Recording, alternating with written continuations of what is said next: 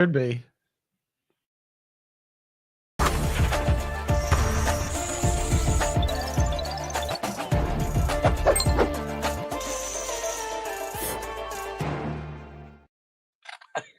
Welcome to the latest edition of Beyond the Arc. I'm John Gonzalez alongside our NBA insider, Bill Reiter. Crazy times, Bill. Oh my gosh. What? A lot is happening. Yeah. You've been on the phone. We're going to get right into our trade deadline special. Trade deadline coming up tomorrow. We had a trade this morning. Chris Middleton to the Wiz, Kyle Kuzma to the Bucks. You've got some reporting on that. We'll get into that in a second. The KD rumors are super heating up. We'll discuss that. Jimmy Butler still in Miami for now. Golden State Warriors linked to pretty much everybody. And here's the big takeaway that we might touch on, Bill. The 76ers ducked the tax line for the third season in a row. Just amazing times in Philadelphia. That's exciting. Way to go, first, Philly. We're What going a to start with LeBron James post-game last night. Lakers beat the Clippers in the Intuit Dome. And then afterwards, LeBron James finally talked about the massive trade that nobody saw coming, including evidently him, the one that sent Luka to Los Angeles and his buddy AD to Dallas. Here's what LeBron had to say last night. It's been a whirlwind, so I can only imagine, or I can't even imagine, how Luka and AD and Max Christie and Maxi Kleber and obviously Hood Schifino was one of our teammates as well. So it's been challenging for sure, especially for me. Anytime I've had 6 years with AD, win a championship with my guy. Obviously one of my best friends, obviously. So, it's a business, and you understand that. It's a business of basketball. We understand that, and I know he's going to do well down there in Dallas. It's going to be special, I think so. We're going to attract a lot of eyes. Obviously, our ability to score, rebound, pass, is going to make it a lot easier on our teammates. And that's all we want to do. We want to be able to create opportunities for our teammates where they only have to catch, finish, catch, dunk, catch, shoot. And it's our job to lead them every single night. Listen, Luka's a big-time player, 25 years old. Haven't even reached his prime yet, and he's done some amazing shit in our league already. I'm happy to have him.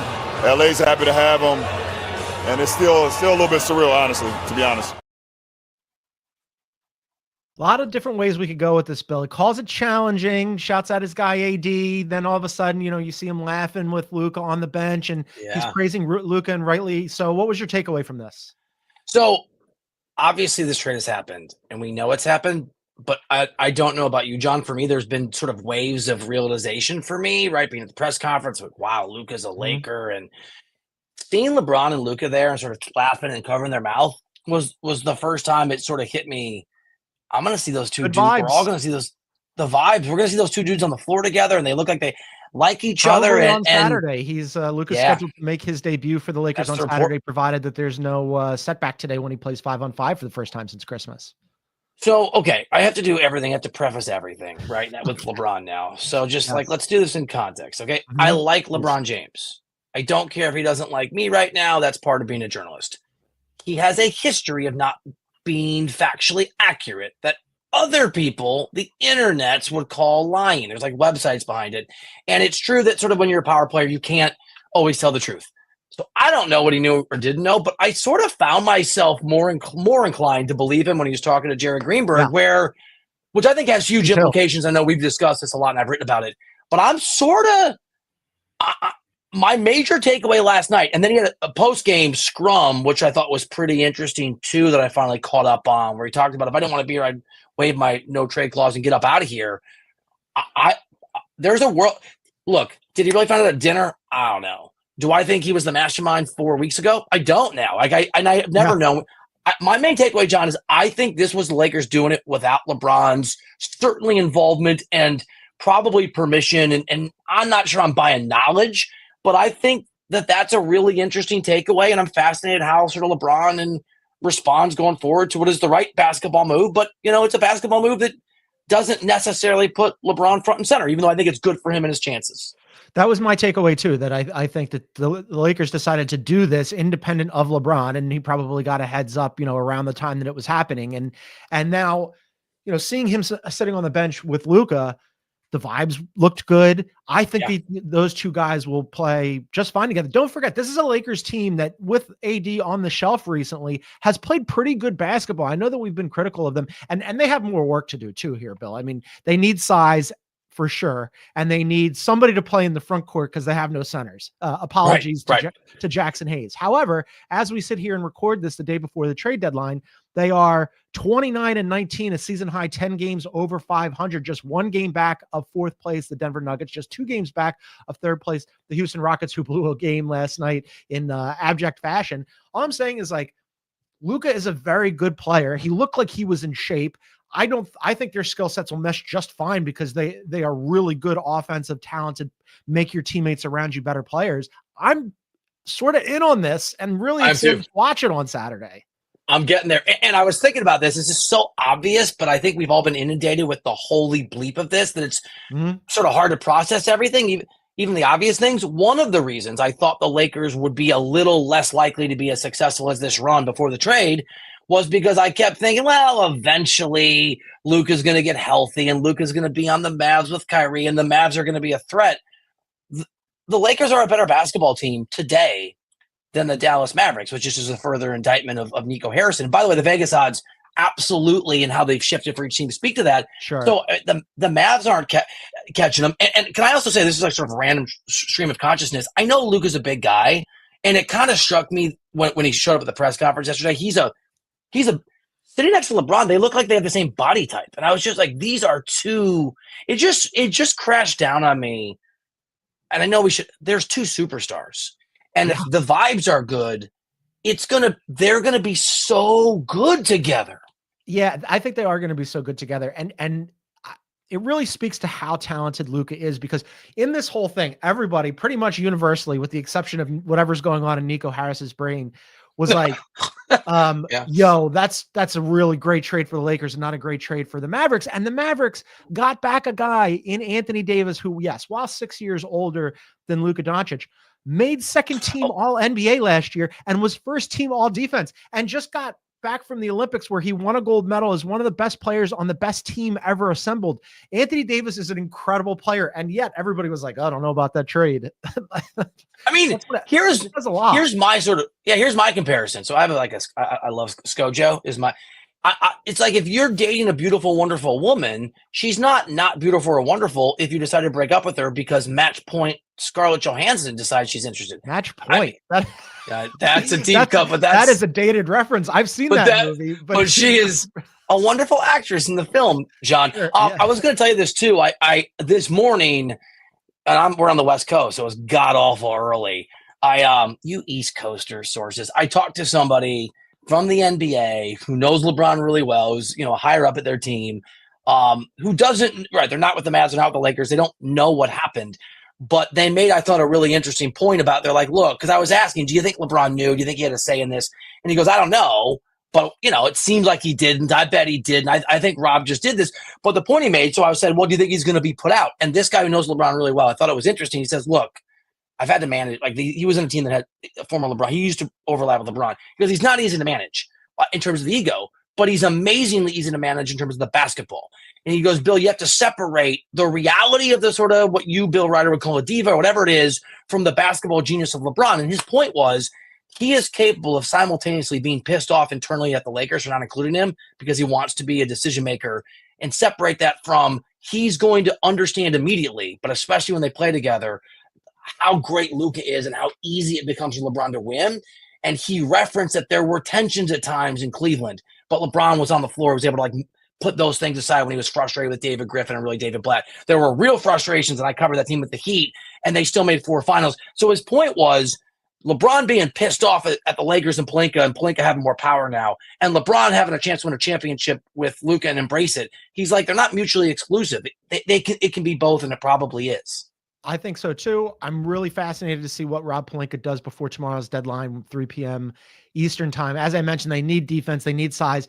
Somehow they still have a 2031 first to give up because the Mavericks didn't get both firsts. They also have pick swaps available in 2026, 2028, and 2030. Maybe Austin Reeves at the height of his trade value gets unloaded. We'll see. Keep an eye on that. He's making $12.9 million this year, 13.9 next season. It's such a good player contract. Option after that. It's a really good contract on a guy who's probably a luxury for you now.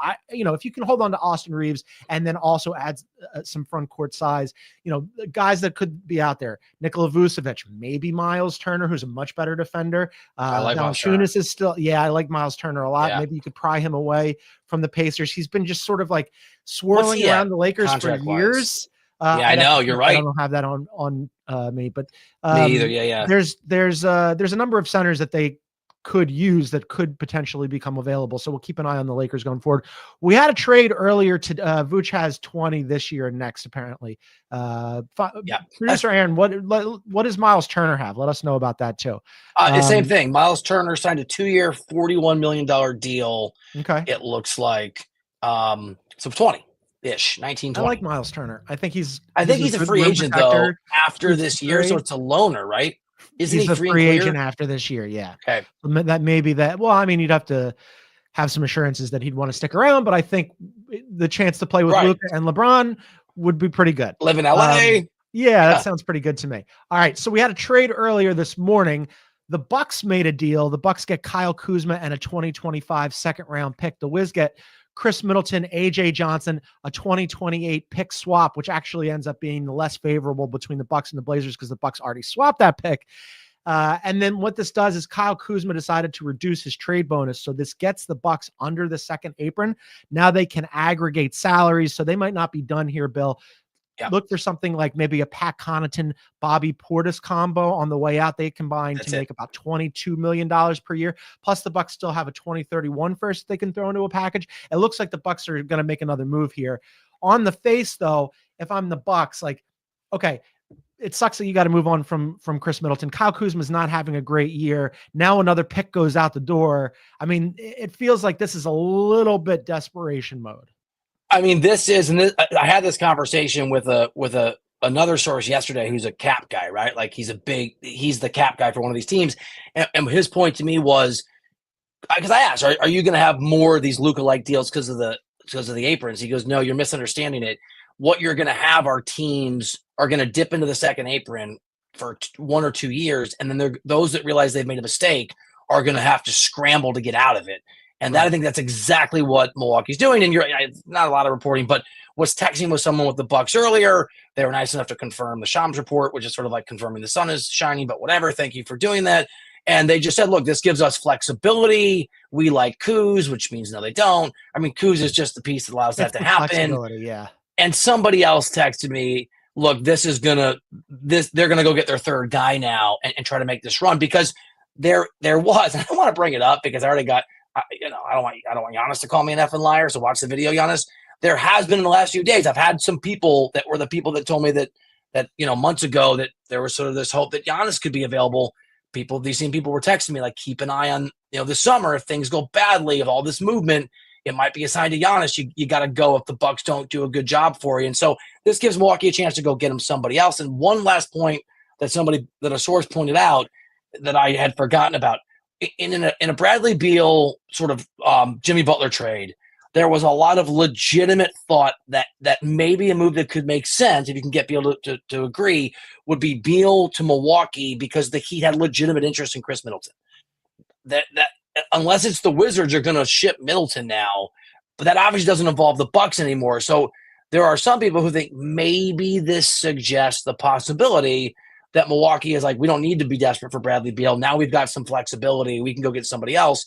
And it creates one less spot for Beal to go to, which makes it harder for the Suns to lean on Bradley Beal and for Butler to get the exit that he wants in the next 20, whatever it is, 27, 28 hours. The flexibility makes sense for the Bucks because I'm with you. I don't think that they look at Kuz who's shooting 28% from three and think, man, great get. But it's been a rough year for him. However, getting under the second apron is not insignificant because, as I said, now you can aggregate salaries. And producer Aaron makes another good point here as well. If they had stayed in the second apron by the end of the season, their 2032 first round pick would have got moved because of the repeater tax. So it would have got moved to the back. So that is also helpful. However, What a bummer of an end for Chris Middleton, because he had been such a great find for them. He wins a championship with them, but since then he's missed more than 100 games over the past 3 years. And this season, just 23 games, playing 23 minutes per game. They had to move him to the bench. I was always hopeful that Chris Middleton would like find his form again and get healthy, but it just never really happened. So Godspeed to Chris Middleton. He had a good run in Milwaukee, and now he's off to the Wizards, where they're in full tank mode. Godspeed. Poor guy. To Chris Middleton. All right, we're going to take a quick break, and then there's so much going on ahead of the trade deadline. Coming up, we're going to discuss the rumors about Kevin Durant, Jimmy Butler, all the people linked to the Golden State Warriors. Might PG get moved? Lots of stuff happening. You're watching Beyond the Arc. We're coming right back.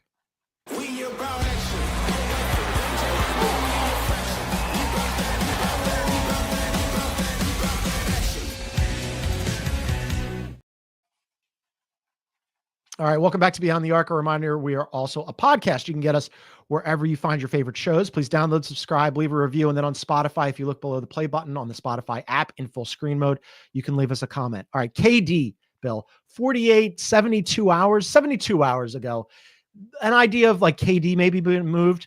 Nobody was really talking about it. Then 48 hours ago, there were some whispers. Then as of yesterday, it was heating up, and now it's like full on fire. People are discussing this at full volume here. The one that is gaining a lot of traction is a potential 3-team trade that would send Jimmy Butler to his preferred destination, which is the Suns, and reroute KD back to the Golden State Warriors for a reunion with Draymond and Steph. I kind of like that part. I have questions about the Suns part. What are you feeling about this, and what are you hearing? I mean, we discussed this last night, so I want to, again, like, don't grab the headline. The one source I can get a hold of who will sort of speak to me about this in Phoenix is saying it's not true, but you know how sort of your alarm goes off that you don't believe them, or not that I don't believe them if they're watching. I totally believe you. You're a great guy. But we've learned in the last few days that people have been siloed from information flows they'd normally be in. People in LA and people in Dallas, is my understanding, who would have known and would have been trusted, like, hey, we're thinking about this, we're cut out, right? I mean, Harrison and Pelinka kept such a tight loop. Why not? Maybe the same thing could be true in Phoenix. So the answer is I don't know, but it makes a lot of sense. And certainly the people I talked to this morning and last night, despite my source saying absolutely not true, I think this person might be wrong. I have no reason to think that. It's just sort of a gut instinct. People around the NBA think it's a real thing, and I think it's also just common sense. The question for me, John, is, has somebody reached Matt Ishbia, the owner of the Suns, who's done an abysmal job running this team? But guess what? You can learn to be an owner. Like, there's no, just like being anything else, there's a learning curve, and he has been at the, with all due respect, the moron part of the learning curve. But, you know, maybe has someone convinced Ishbia that it's rebuild time? Because that's why you trade Kevin Durant. It's or retool and build around Kevin Durant or Devin Booker time.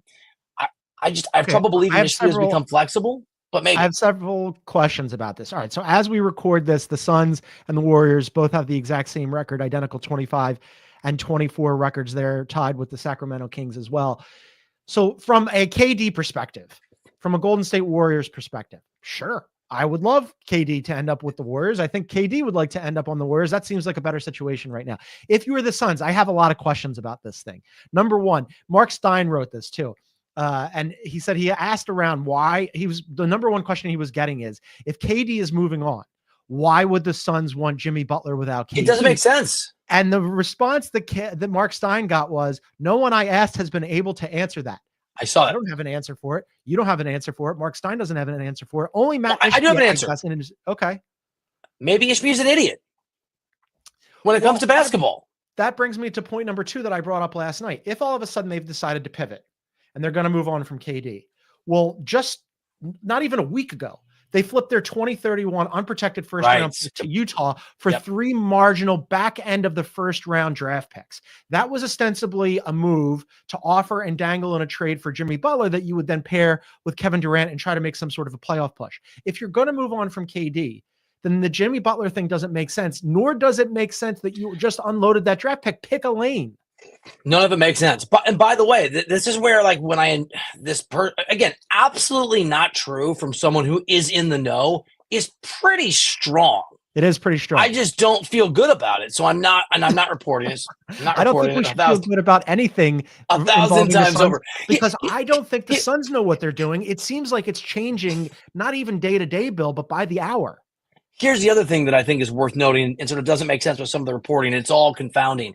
And I think it's Sam Amick from The Athletic, but I don't know. But The Athletic reported and sort of reminded us that there's a connection between Draymond Green and Matt Ishbia because they're both Michigan State guys. Ishbia owns the Suns, but made his money in Michigan doing mortgages. And as a Michigan State guy, there's also been speculative reporting. It's not, but speculation that that Draymond Green might be a part of a move for Kevin Durant, because you might, the sort of theory has gone on social media with some NBA reporters, be able to convince, if you're going to make poor Matt Ishbia give away one of his favorite toys and Kevin Durant, at least he gets somebody back that he really, really likes. And so it's like, is it KD with Draymond, or is it a swap or part of a multi-team trade?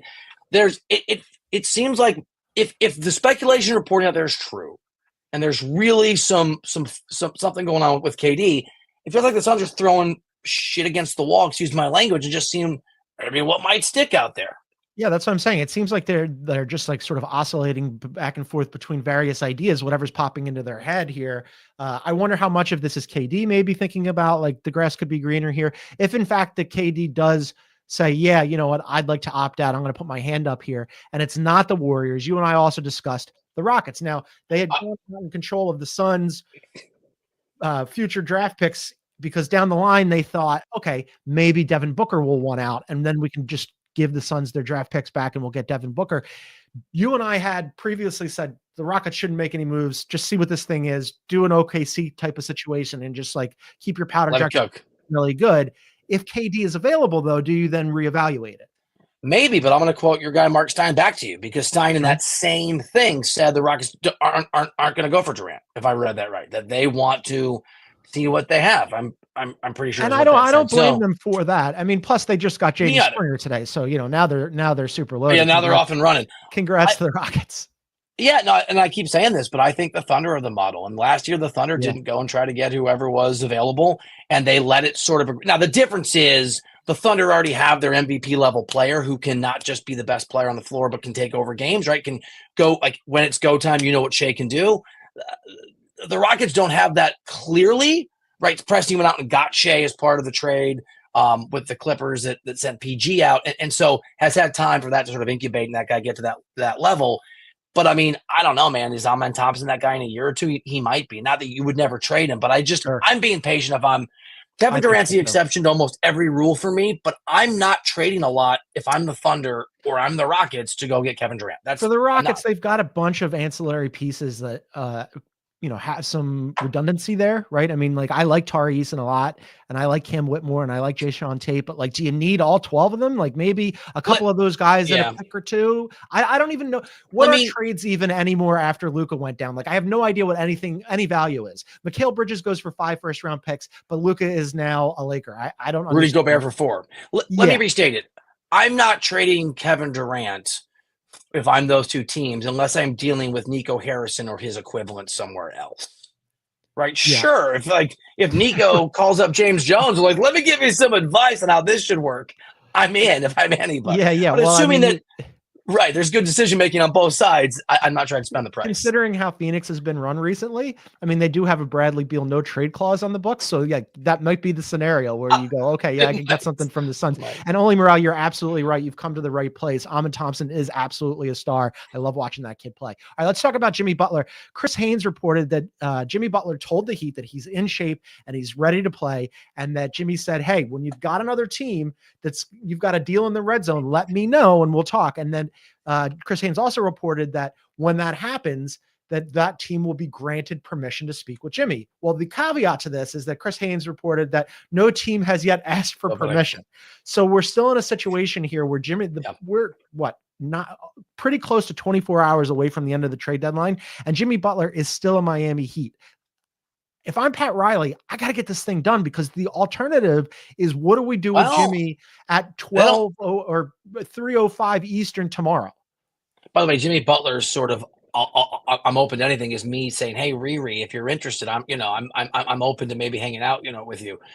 Crickets is going to be the equal response. So I told you this last night, but I'll repeat it. As you know, I covered the Heat back in the day, and I know a lot of those folks well, and I've checked in every 2 or 3 days since this Butler saga began, and there was some angst sort of a week ago, or maybe less than that, maybe heading into last weekend from the Heat. And sort of, it sounded to me in conversations, a sense of sort of not panic, but frustration. What's going to happen? And that was totally different yesterday.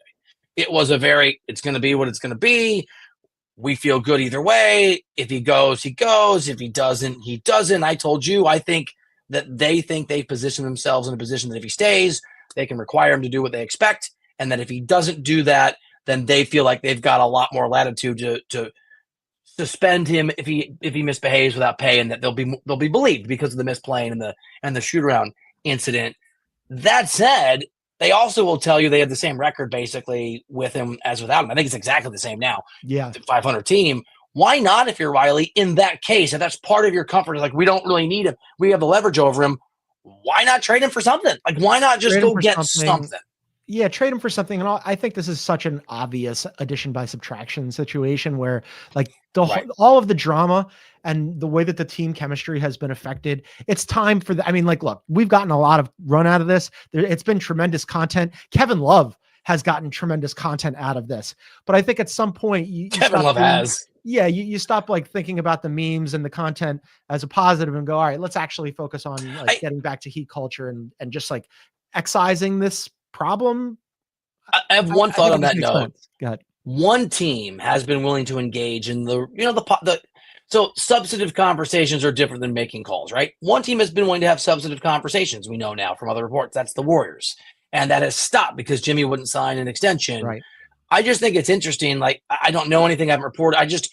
They were willing to sort of entertain it. If they're not going to land Durant, they are in desperation mode. They are calling everybody.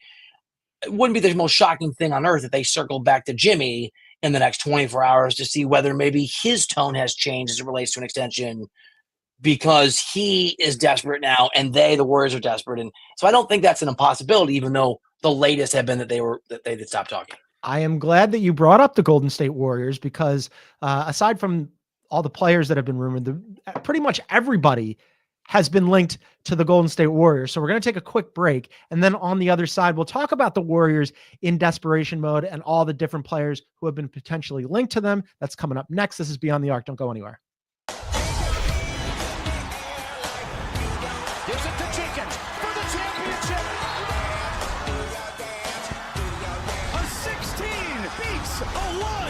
From sweet to elite to the Final Four.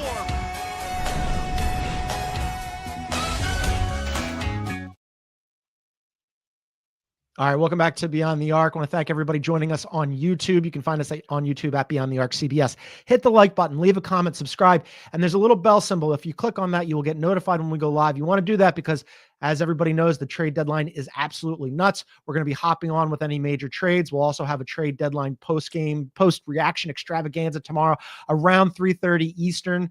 So you'll want to come join us for that as well. Golden State Warriors, Bill, have been linked to pretty much everybody. Initially, it was Jimmy Butler. Those conversations broke down. Now, all of a sudden, it's Kevin Durant that's the hot rumor.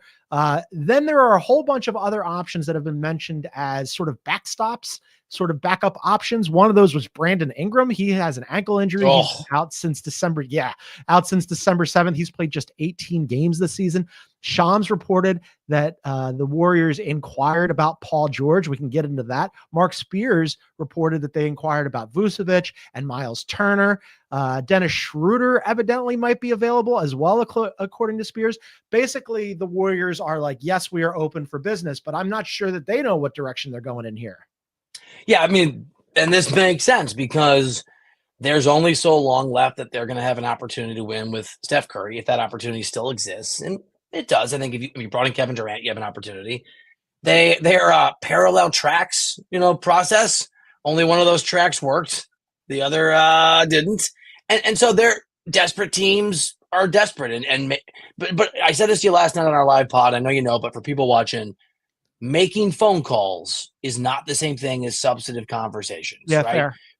Calling they're having Durant, a lot of conversations eventually. Evidently. So it speaks to their willingness and desperation. Absolutely.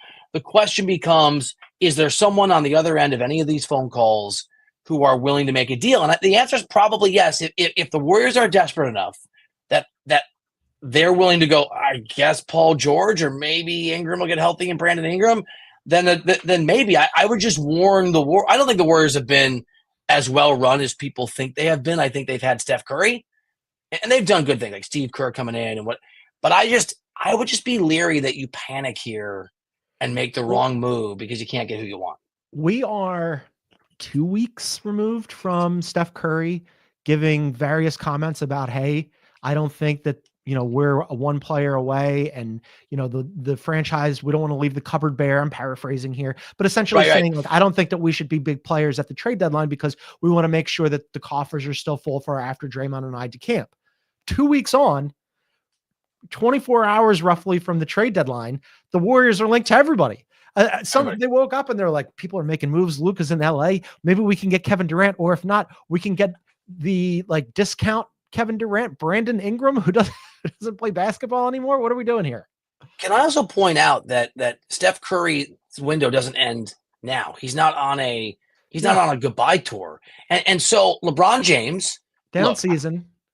I don't think LeBron knows what's going to happen. But LeBron mentioned yesterday his no trade clause, and if I didn't want to be here, I would up and out of here. But somebody asked him, do you want to be a Laker? In the past, asked this, he has said, I want to be a Laker forever. This time he said some version of, I'm going to misquote it, I'm a Laker right now and I'm super committed. So I don't think it's fair to have any belief that LeBron knows. If LeBron didn't know Luka was coming into last minute or the last minute, he gets time to process this too, like all of us are trying to. But LeBron has a player option this summer, right? And he could, if he really wants to play with Steph Curry and if he's really pissed off at the Lakers. My point is, if you're Golden State, maybe the moment, see what's out there, but don't be desperate and dumb because there's a summer where you can just reset on this. Sure. And next year, Steph's still going to be pretty good. And even the year after, Steph's probably still going to be pretty good. Let's say it's not Kevin Durant. Of these backup options, do you like any of them? I'm out on Brandon Ingram. Let's go through Brandon Ingram. All right, we're both out on Brandon Ingram. Paul George. This is something that's sort of like the idea of offloading Paul George in Philadelphia is something that is starting to gain a little bit of traction among people who see the Sixers and follow the Sixers because they gave him a max contract this year, and it's obviously been a down season. He goes from having a career year shooting last year with the Clippers to not being able to shoot at all with the Sixers. He's still a good defensive player, but now he's got this pinky injury. And some people are going, well, hey, they ducked the tax today by making another trade. Like, do they just want to reset and get that money back? And I don't hate it as much. It did occur to me how the Clippers somehow, by just refusing to deal, they made a smart move. They also screwed up the Sixers and the Warriors. They simultaneously, ding two different teams because obviously it hasn't worked for Philly. I think Paul George, if I'm the Warriors or I'm advising them, and there's a range that is not the stupidity range, this is the bottom of that. This is the bottom of, okay, let's see what you're sending out. But yes, if Paul George can come back and the deal isn't too decapitating for the future, yes, I can see where that would make sense for Golden State. All right. What about the bigs? Mark Spears linked them to. It's just ridiculous. It's like just name somebody they've been linked to the Warriors, but also Vucevic and Miles Turner. Do we like either of them for the Warriors? No. I like Miles Turner a lot as a player. We've already talked about that. Very useful, but I don't know how much he'd move the needle for them. Like the Lakers have a specific need. Exactly. But maybe if you're going discount shopping, maybe that works. While we're here talking about the Sixers, so Vince Goodwill initially mentioned Paul George potentially for Jimmy Butler in a straight swap. The Philadelphia Inquirer linked the Hawks having interest. As I mentioned, the Golden State Warriors might have interest. Yesterday, they traded Caleb Martin for Quentin Grimes and a 2025 second-round pick. So they get younger and cheaper. And then today, they offloaded KJ Martin to the Pistons for 2 second-round picks. Basically, this was a move to duck the tax line. This is in a season when the Sixers, we don't have to really belabor this, but in a season where the Sixers came into this thing as hopeful Eastern Conference contenders, this is yet another, for the third season in a row, they're ducking the tax line, Bill. And it's just like, it's been a bad season all the way around. Like when that KJ Martin deal, they formatted that deal to be a useful trade chip to get back a player of consequence for a deep playoff run. And instead they had to attach 2 second-round picks to get off the deal. And it's just like, for Sixers fans, like everything that can go wrong has gone wrong this season. Even though Joel Embiid came back last night and had a triple-double, it's like, I don't know. So now when people are talking about maybe offloading Paul George, sure. It's kind of been that kind of season. Yeah, I mean, to your point, the Sixers are so irrelevant to the sort of greater NBA conversation that the only thing that matters about them is whether they're going to send someone to help a team that is reasonably potentially competitive, like the Heat. The Heat think they are, like the Warriors. The Warriors are desperate to be. And you and I both like Daryl Morey. I think generally people in the media like Daryl Morey. I like Daryl. I think he's smart. He's a good guy. He screwed this thing up. I mean, the fact we're having a conversation about this is I know he had a vision, and sometimes you take a gamble, it doesn't work, and he's a gambler. But they did a brand new basketball team. None of those guys had played together. They basically stripped the whole thing down because of the way that the CBA works, and it hasn't worked. Now we're talking about whether they can.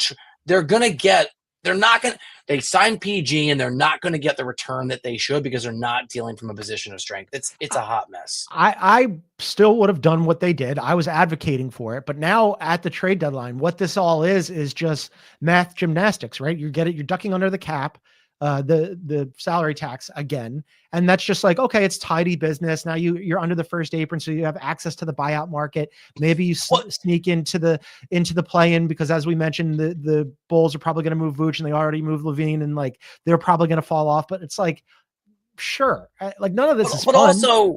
But here's the other thing: if you're Daryl Morey and he just signed an extension a year ago, like not this past September, the September before, I think. If you screwed up, if it's not going well, people are pissed off in Philly. If you have job security, but you really won't want your boss to be pissed at you, you know what's a good idea? In the margin, save him some money. I mean, like, GMs don't operate in the best interest of their teams. They operate in the best interest of themselves and their careers and hope that it benefits the team. And so if we're going to get into the weeds here, like getting under the tax again is just a nice way to make sure that your owner who employs you doesn't pay as much money. So when the difficult conversation becomes what happened, you can sort of, at least he's not as pissed off about what's in his wallet as he might have been. We've got the trade deadline tracker up on CBSSports.com. Sam Quinn went into this at length. Last thing on this about the Sixers is eventually they might be able to offer a little bit more. If they end up trading, say, like Andre Drummond or Eric Gordon at the deadline and ducking down even more, they could access the non-taxpayer mid-level exception and then offer more money to Gershon Yabusele, who's been really, really good. They signed him to a 1-year deal on a minimum. So as a result, they don't have his bird rights. It's getting into the weeds, but go check out Sam's story on CBSSports.com to really get into that. Because if they could hold on to Gershon, that would be a minor win here. All right, more trade deadline stuff here. Do we think Beal is going to be a Sun? It feels like he's going to stay a Sun. Yeah, I think the most interesting thing about this that's hard to get answers to is that he is rep by a Bartlestein, and the president of the Suns is a Bartlestein, father and son. The dad is the agent, the son is the president of the Suns. And so there was maybe this thought that maybe dad would lean on Brad a little bit, right, on behalf of his kid to kind of get Beal out of there. But in a vacuum, normally the Bartlestein who represents Brad Beal is respected as a assassin and a hard ass. And it sounds like that Bradley Beal is probably, with his agent support, is saying, I have no trade clause. I've been through this crap with the. He's probably like the Wizards couldn't. Moving me flat out the other day. Like a week ago, he said, "Look, I've got the no trade clause. I haven't been addressed yet. Until I'm addressed, I'm going to be in Phoenix." And there was the report from the Athletic that the Bulls were interested in absorbing his contract for draft capital, or whatever. And Bradley Beal evidently was like, "No, thank you. I live in Phoenix right now, and it's cold in Chicago." That's the key. If no one's reaching out about Jimmy Butler. Yeah. No one's reaching about Brad Beal. And if you're Bradley Beal, you said the exact right term, contract absorption.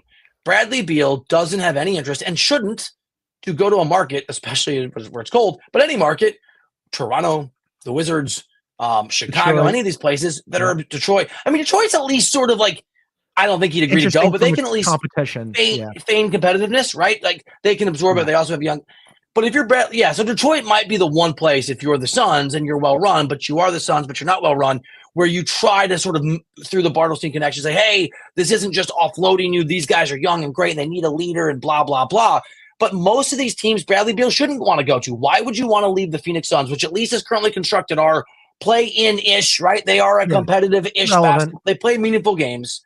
To go, Milwaukee doesn't want you. The Heat don't want you. Like these other teams on the margins don't want you, there's no reason for Bradley Beal to waive his no trade clause. Yeah, there's no incentive there at all. Really, the longer this goes, the more it feels like the Suns, who allowed him, again, for reasons surpassing understanding, to do the deal and not get rid of the no trade clause, are going to be stuck with him for a little bit. What about some smaller pieces here that have been rumored?